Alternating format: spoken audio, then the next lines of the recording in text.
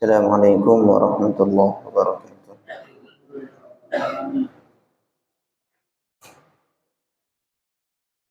Nahmaduhu wa nusalli wa nusallim ala rasulihil karim wa ala alihi wa ashabihi ajma'in amma ba'd.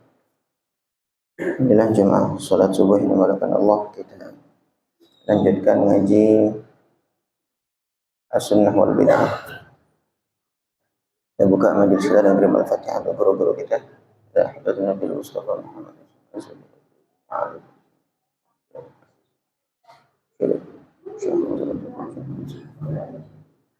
wasallam. Al-Fatihah. A'udzu billahi minasy syaithanir rajim. Bismillahirrahmanirrahim.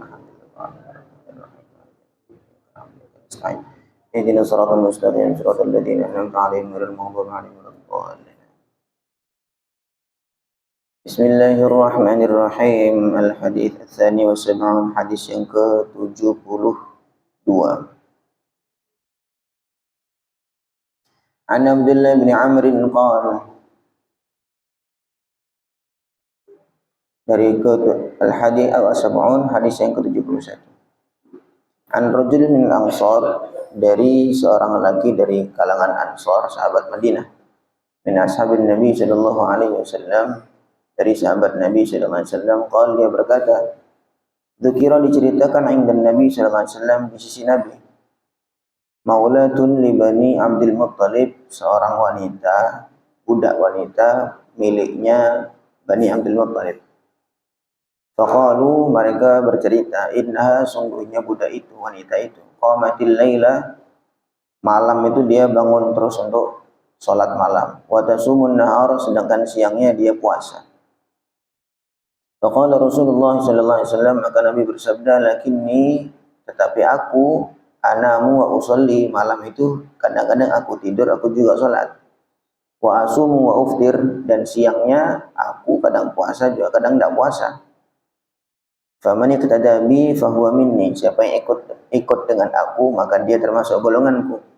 Wa man raghiba an sunnati, dan siapa yang tidak suka dengan sunnahku atau cara yang aku contohkan, falaysa minni, maka tidak termasuk golonganku. Inna likulli amalin syirratan, setiap amal ada masa semangat atau rajinnya. Summa fatratan, kemudian ada fatrah, masa lemas, loyo. Faman kanat fatratuhu, barang siapa yang masa lemasnya, masa loyonya, ila bid'atin, menuju kepada bid'ah, faqad dhalla, maka sungguh dia telah sesat. Faman kanat fatratuhu, barang siapa masa fatrah atau masa lemahnya, ila sunnati, kepada sunnahku, faqad ihtada, sungguh dia telah mendapat petunjuk. Rawahu Ahmad birijali sahih. Terkadang Nabi Shallallahu Alaihi Wasallam itu melarang sebuah amal, itu memandangnya adalah karena ada efek yang negatif, baik kepada pelaku amal itu sendiri atau kepada orang lain. Di sini diceritakan ada seorang budak wanita. Dia rajin betul, kalau malam itu mesti bangun malam, sholat malam terus, nggak pernah tidur. Siangnya dia puasa terus. Nah, orang yang malam nggak tidur, siang nggak makan, kayak gitu kan, secara fisik kan tentu lama-lama akan melemah. Manusia kan butuh dengan istirahat, butuh dengan asupan dan seterusnya. Nah, kemudian Nabi Sallallahu Alaihi Wasallam mendengar cerita itu, Nabi malah komentarnya, beliau mengatakan, saya yang nabi saja, yang orang terdekat dengan Allah Subhanahu wa taala. Tidak ada orang lebih baik daripada nabi. Bahkan nabi pimpinannya para nabi, seluruh nabi. Malam itu kadang-kadang saya tidur, kadang saya bangun. Maksudnya dalam malam itu ada masa tidurnya, ada masa sholatnya. Siang juga kadang-kadang ada puasa, kadang tidak puasa. Apakah mempraktekkan seperti yang dipraktekkan si budak wanita itu haram secara mutlak? Tidak juga. Nabi Shallallahu Alaihi Wasallam itu melihat masing-masing orang itu punya kelasnya sendiri-sendiri. Masing-masing orang tuh punya kelasnya sendiri. Ada yang Nabi mendengar berita seperti ini, Nabi komentar jangan begitu, yang sedang-sedang saja. Ada Nabi dengar ya cerita tentang yang mirip seperti ini, Nabi juga mendukung. Tidak masalah, silakan. Karena memang Nabi tahu ini memang sudah kapasitasnya dia seperti itu. Seperti Sayyidina Utsman radhiyallahu ta'ala anhu, beliau setiap malam itu witir cuma 1 rakaat. Tapi dalam 1 rakaat itu beliau baca 30 juz. Nah, sama Nabi tidak ada pelarangan dari Nabi. Tetapi Nabi SAW secara umum melarang orang itu menghatamkan Quran jangan kurang dari 3 hari. 3 hari itu udah paling cepat. Karena nanti orang kalau misalkan dia baca 3 hari menghatam Quran itu kan pasti sangat cepat bacanya, sehingga tadabburnya tidak ada. Tapi kalau Sayyidina Utsman itu levelnya sudah berbeda. Maka Nabi SAW tidak mengomentari apa-apa. Gitu juga masalah sedekah. Ada orang sedekah dia sedekah kepada Nabi SAW, ngomong, ya Rasul, ini saya sedekah. Habis sedekah ini saya udah nggak punya apa-apa lagi. Maka Nabi bilang, loh, kamu kalau ngomong begitu nggak usah sedekah. Kan dia mengatakan habis saya sedekah ini ya Rasul, saya serahkan kepada engkau, saya udah nggak punya apa-apa lagi. Mengatakan saya udah nggak punya apa-apa lagi itu kan berarti ngeluh. Kayak gitu. Sama Nabi, kamu ambil aja ini, ambil aja. Kamu belum levelnya sedekah, seluruh harta tuh belum levelnya. Dan di lain sisi ketika perang Tabuk itu Sayyidina Abu Bakar sedekah seluruh harta, bahkan di keluarganya itu tidak ditinggalkan apapun. Maka Nabi SAW memuji Sayyidina Abu Bakar. Nah, gimana nih? Karena memang Nabi tahu levelnya Sayyidina Abu Bakar itu tidak sama dengan sahabat yang tadi. Ini juga sama seperti ini. Nah, Nabi itu alasannya melarang sebuah amal itu bukan karena tidak disentuhkan oleh Nabi Shallallahu Alaihi Wasallam, tetapi sebelumnya sudah dijelaskan beberapa alasannya adalah pertama, memang kalau memang bertentangan dengan syariat. Kemudian yang kedua tadi ada efek negatif kepada pelaku amal itu sendiri ataupun kepada orang-orang di sekitarnya. Misalnya gara-gara si budak tadi ini dia malamnya bangun, siangnya dia puasa, kan dia budak. Namanya budak itu dia punya kewajiban kepada tuannya, kepada majikannya. Itu kewajiban bagi seorang budak. Maka karena dia lemas akhirnya dia tidak bisa melaksanakan kewajiban dia sebagai hamba sahaya. Ini tidak benar. Maka Nabi SAW menyampaikan saya sendiri yang Nabi, yang orang yang paling sempurna fisik dan dohir batinnya, itu malam saya tidur, juga malam kadang saya bangun untuk sholat. Kemudian siangnya juga kadang-kadang saya puasa, kadang-kadang tidak puasa. Al-hadits ats-tsani wa sab'un, hadis ke-72. An Abdullah bin Amr qal, dia berkata, dzukira indan Nabi sallallahu alaihi wasallam, diceritakan di sisi Nabi, satu kaum yajtahiduna fil ibadah. Mereka sungguh-sungguh betul dalam ibadah, ijtihadan syadidan, dengan kesungguh-sungguhan yang sangat. Faqal, maka Nabi sallallahu alaihi wasallam bersabda, tilka dharawatul Islam, yang demikian itu keberanian Islam, maksudnya kesemangatan, ambisi, wa syirratuhu, dan kerajinan, kesemangatan. Walikulli amalin syirratan, dan walikulli amalin syirratun, setiap amal dia memiliki satu kesemangatan. Faman kanat fatratuhu, barang siapa yang masa fatrah atau masa lemahnya, ila iqtisadin, kepada sedengan. Fa ni'ma huwa, maka itulah yang terbaik. Faman kanat fatratuhu ilal ma'asi, barang siapa yang fatrahnya, masa lemahnya menuju kepada maksiat, faulaika humul halikun, maka mereka itulah orang-orang yang celaka atau rugi. Rawahu Tabarani fil Kabir wa Ahmad bin Nahwihi. Rijalu Ahmad thiqatun. Wa qad qala Ibnu Ishaq haddatsani Abu Zubair fadhhaba tadlisa kama fi Majma'i Zawaid. Fayu'khadhu min al-hadits al-awwal, maka bisa diambil kesimpulan dari hadis yang pertama. Ini kan hadis 17 itu dengan 72 kan mirip. Yang pertama tadi tentang seorang budak wanita yang rajin semangatnya. Kemudian yang kedua tadi tentang satu kaum, satu kelompok yang juga kesemangatannya tuh pokoknya jos luar biasa lah dalam hal ibadah itu. Maka bisa diambil dari hadis yang pertama, qauluhu faman kanat fatratuhu ila bid'atin faqad dhalla. Barang siapa yang masa fatrahnya itu menuju kepada bid'ah, faqad dhalla, maka dia telah sesat. Wa fassara al-bid'ata, dan Nabi sallallahu alaihi wasallam menafsirkan, menjelaskan kalimat bid'ah itu fil hadis tsani, dalam hadis yang kedua. Hadis yang kedua kan mirip konteksnya.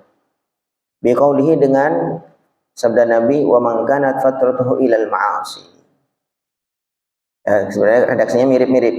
Yang awal tadi faman kanat fatratuhu ila bid'atin faqad dhalla. Kemudian yang hadis yang kedua, wa man kanat fatratuhu ilal ma'asi. Siapa yang masa fatrah atau masa lemahnya kepada maksiat, menuju kepada maksiat, faulaika humul halikun, maka mereka itulah orang yang celaka atau orang yang hancur. Idzan, kalau begitu, fal bid'atul muradatu, maka bid'ah yang dikehendaki oleh Nabi, hiyal inhirafu, adalah kecondongan atau pindah dari amal yang biasa dikerjakan, itu dia mengerjakan amalan lain, gitu loh maksudnya. Kecondongan. La mujarradut tarki, bukan hanya sekedar meninggalkan sunnah. Misalnya orang yang biasa sholat tahajud malam, kemudian ternyata suatu ketika dia nggak tahajud karena masa lemahnya, akhirnya dia tidak tahajud. Maka tidak tahajudnya itu bukan bid'ah, itu kan mujarradut tarki, hanya meninggalkan saja. Tahajud itu sunnah, kemudian tidak tahajud, ya berarti dia meninggalkan sunnah, itu saja, bukan bid'ah. Nah, yang dimaksud di sini Nabi menyampaikan faman kanat fatratuhu ilal ma'asi, kemudian masa-masa lemahnya dia malah maksiat. Berarti meninggalkan itu bukan maksiat.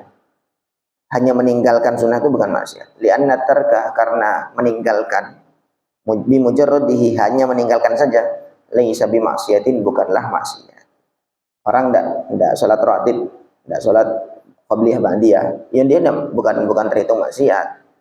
Begitu juga tidak mengerjakan sunnah-sunnah yang lain juga tidak maksiat, hanya meninggalkan sunnah.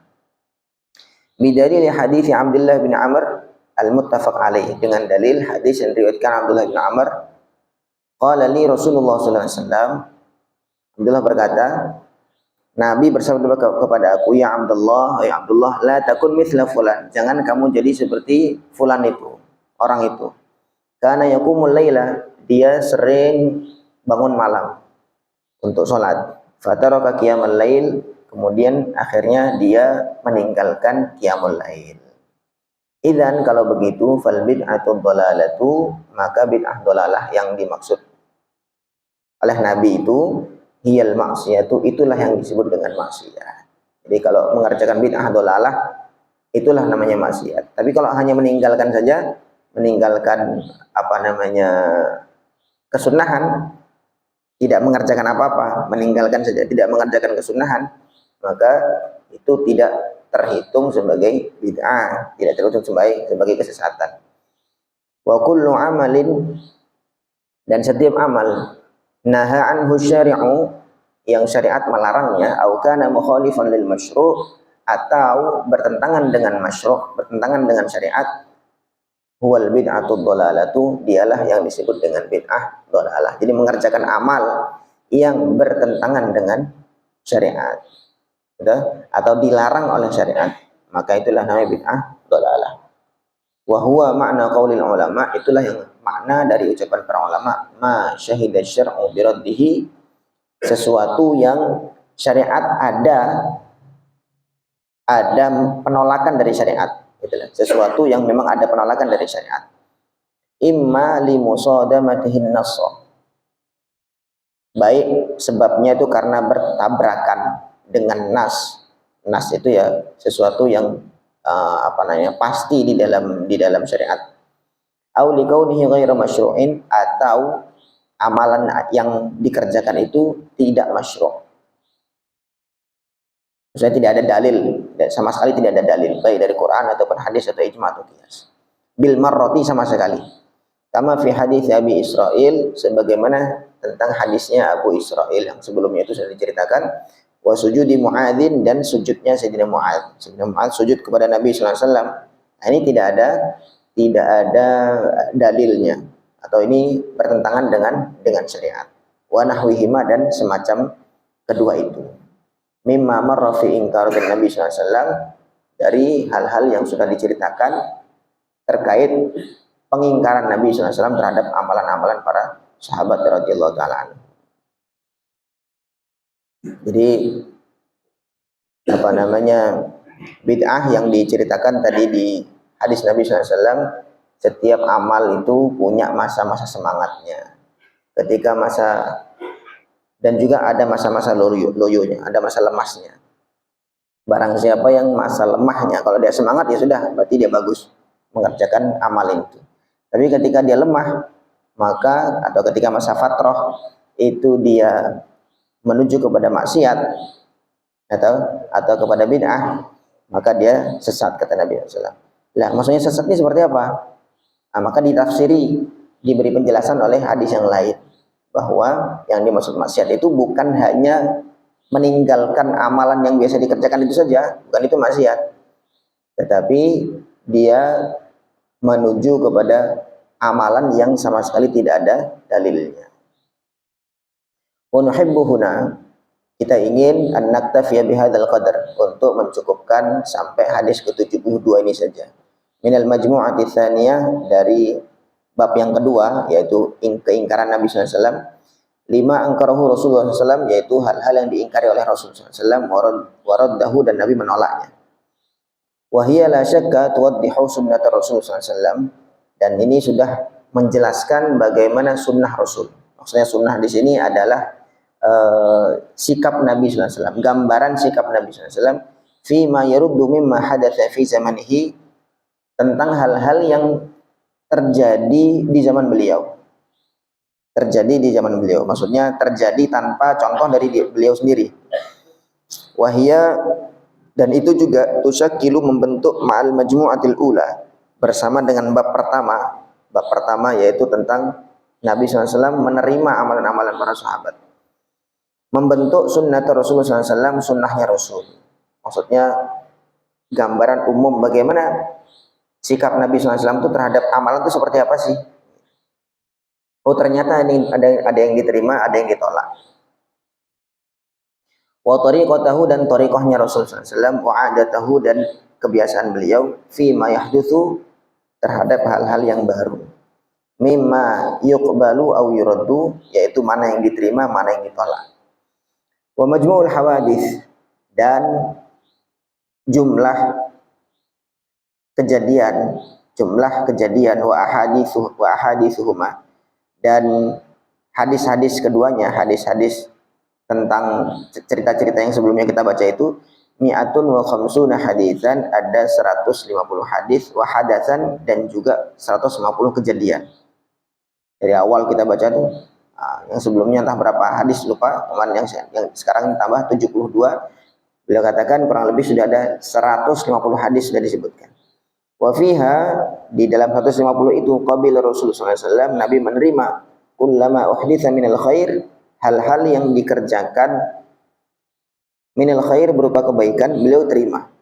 Mimma huwa muwafiqun li syariatihi, yaitu hal-hal yang sesuai dengan syariat Nabi sallallahu alaihi wasallam.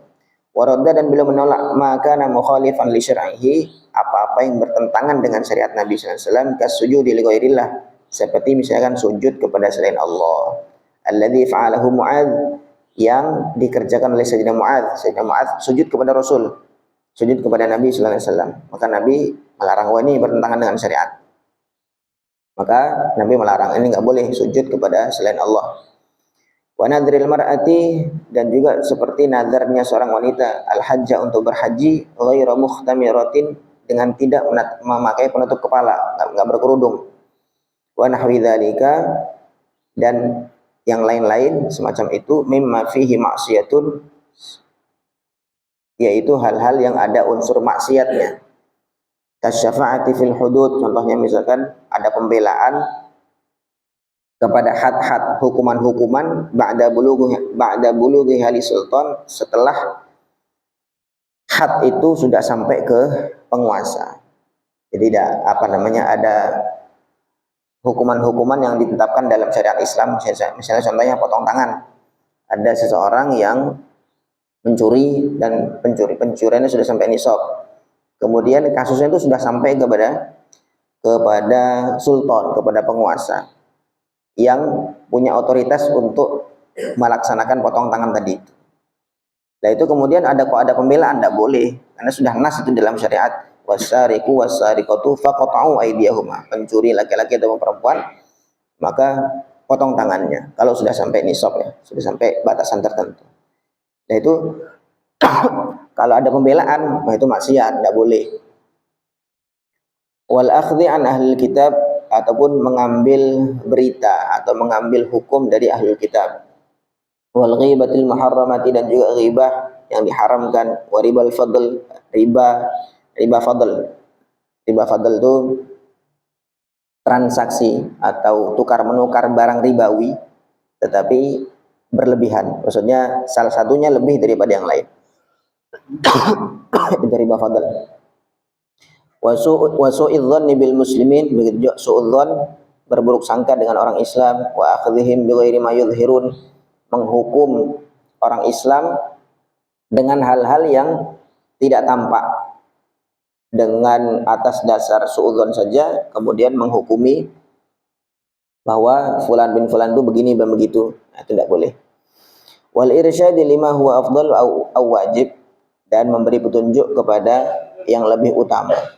Wan nahyi amma huwa mukhalifun lil masyru', dan melarang dari berbuat apapun yang bertentangan dengan syariat. Kal kalam fi shalah, seperti bicara dalam salat, wa raf'il basari fiha, mengangkat pandangan di dalam salat tuh, mengangkat pandangan ila sama, ke langit. Wa kal amri bil iftari liman arada takhsisa yaumil jum'ah, dan memerintahkan untuk membatalkan puasa bagi orang yang mengkhususkan puasa hari Jumat. Ya, takhsis yaumil jum'ah bisyam, dengan puasa, li musadamatihi lin nahyi, karena bertentangan dengan larangan. Wa musabaqatil imam, dan juga contohnya mendahului imam.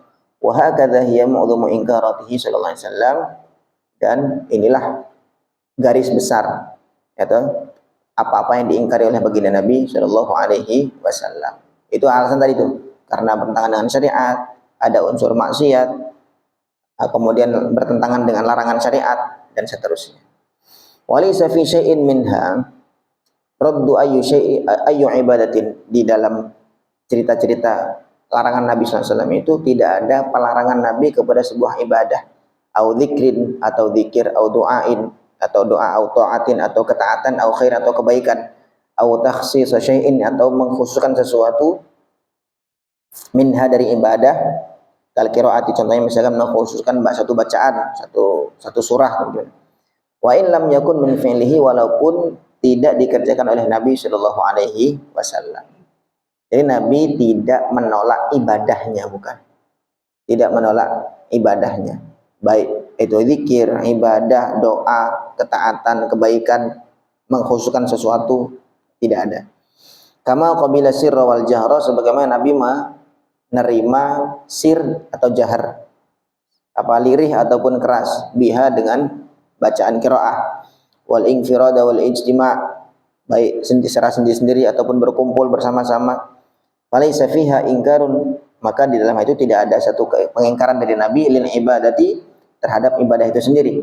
Walakinnahu, tetapi Nabi yarfudu, beliau menolak at-tasyadduda, untuk berlebih-lebihan fiha, di dalam ibadah, bima yasyukku 'ala nafsi, yang memberatkan kepada pelaku ibadah itu sendiri, wa ta'jizu anhu, dan tidak kuat untuk melaksanakan ibadah sendiri, au tatarattabu 'alaihi al-mafsadatu, atau menyebabkan timbulnya kerusakan, timbulnya efek negatif, min diya'il huquqil ukhra al-wajibah, contohnya misalkan menyia-nyiakan hak-hak yang wajib, lil ahli au lil ummati, baik untuk keluarga ataupun kepada umat. Wallahu a'lam. Jadi itu gambarannya ya. Ini apa namanya, bahwa yang diterima oleh Nabi Sallallahu Alaihi Wasallam itu yang masih dalam koridor syariat. Yang ditolak adalah yang sudah tidak masuk dalam koridor syariat, atau karena memang Nabi Sallallahu Alaihi Wasallam itu melihat ini tidak tepat untuk dikerjakan oleh pelaku ibadah itu sendiri. Jadi bukan ibadahnya yang diterima, bukan, yang ditolak bukan. Kayak tadi tuh, seorang wanita udah sholat malam, dan ini bukan itunya, bukan sholat malam atau puasanya yang ditolak oleh Nabi Sallallahu Alaihi Wasallam, tetapi cara dia melaksanakan itu yaitu berlebihan, sehingga akhirnya bisa menyebabkan efek negatif kepada dirinya ataupun kepada orang lain di sekitar. Wallahu a'lam. Sedangkan kalau bid'ah yang disepakati oleh ahlu sunnah wal jamaah itu yang memang betul-betul sama sekali tidak ada dalilnya secara syariat, baik atau Quran ataupun hadis, sama sekali tidak ada dasarnya sama sekali. Tapi kalau misalkan kayak baca Al-Quran, membacanya itu hanya surah tertentu saja, itu tidak masalah, tidak apa-apa. Mengkhususkan Al-Quran itu sudah pernah dikerjakan oleh sebagian sahabat, bacanya kulhu terus, setiap sholat seringnya kulhu terus. Kemudian setelah disampaikan kepada Nabi ternyata tidak masalah. Maka Nabi mengapresiasi hubbuka iyyaha adkhalakal jannah, kecintaanmu kepada surah Al-Ikhlas itu menyebabkan kamu masuk surga. Karena sekali lagi itu masih dalam koridor syariat. Membaca sebagian surah itu tidak dianggap menyingkirkan surah-surah yang lain. Wallahu a'lam. Jadi pahami ya? Ada yang kurang jelas atau ada yang mau bertanya, monggo.